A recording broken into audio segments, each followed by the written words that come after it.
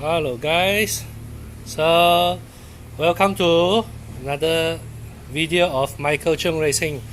So I've already assembled most of the car, most of the stuff on the car.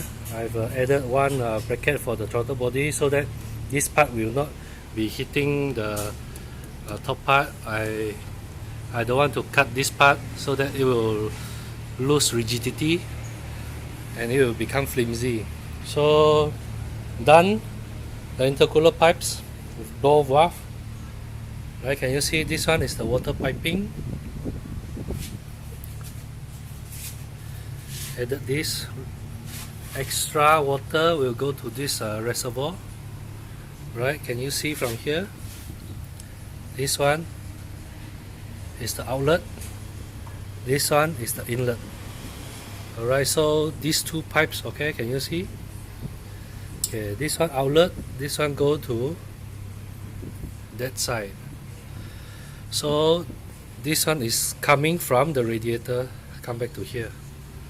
Alright, so why I purposely do this, so that the two water hose will not be touching together, because the heat transfer will be very obvious, very apparent.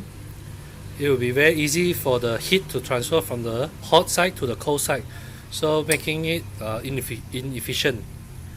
Okay, so for today I still unable to start the car, but I'm going to change the spark plugs into new ones, iridium from NGK.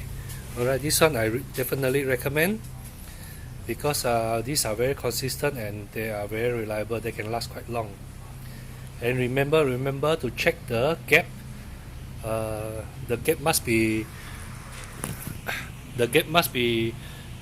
0.7 mm. Alright, so after that, after checking the gap, I'm going to